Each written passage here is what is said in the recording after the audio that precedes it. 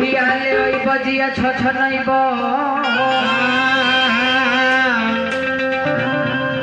कि बहुत बानी कलेश में बलम औरत कहते के बलम तोहरा ना ये लगे कारण सब कुछ रोता। औरत कहते बबुआ भंजा भैया बेंजू नहीं खेबे हम पहले काले हमारा बात बजा कैसे की क्वालिटी झारे के भाई एक साल लगाओ। हां ए बबुआ औरत कहते कि अरे रे बेछानी राजू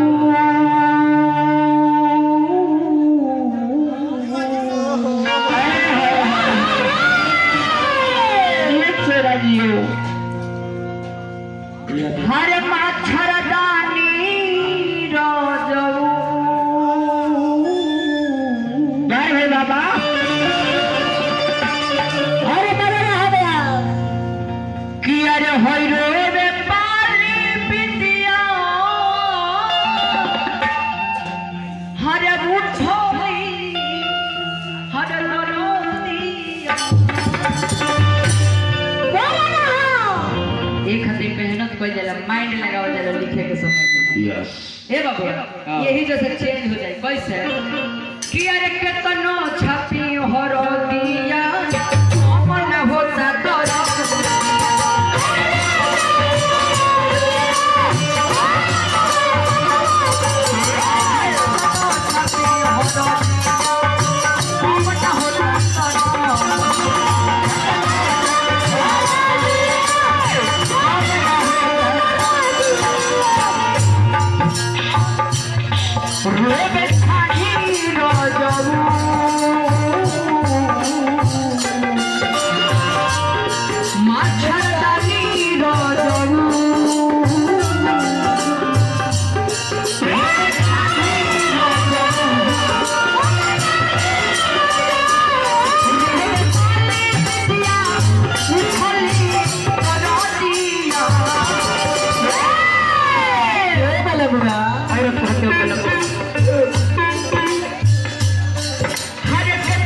छपी हरो दिया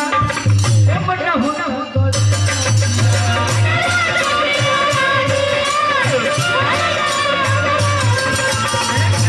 छपी हरो दिया बड़ा होना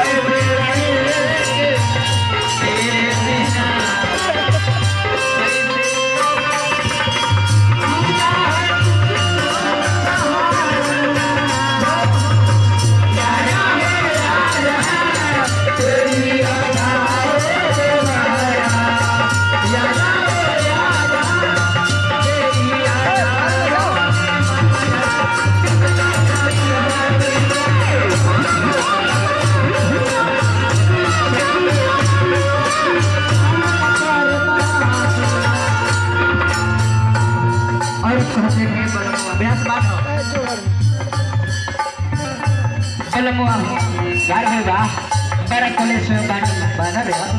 तू ले पैसा जाए ना और का लगा देखी जल्दी हम ए बाबू जाए तो ऑफिस से तक दूसरा कुछ करे ए बाबू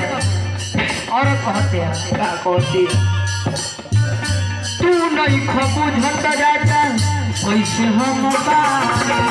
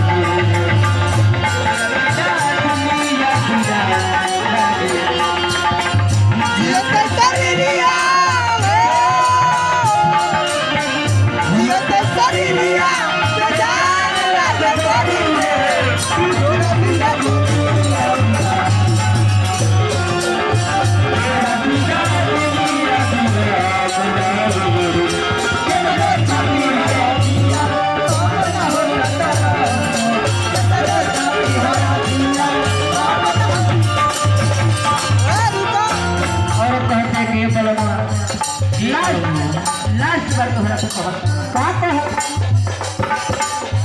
अजित हल चलतिया घर चलिया अजित हल चलतिया घर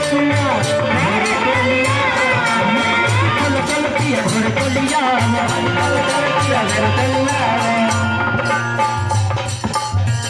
देवरा तू लरुआ के तू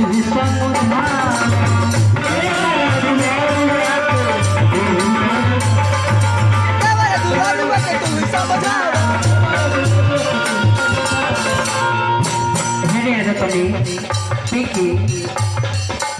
कि तोहर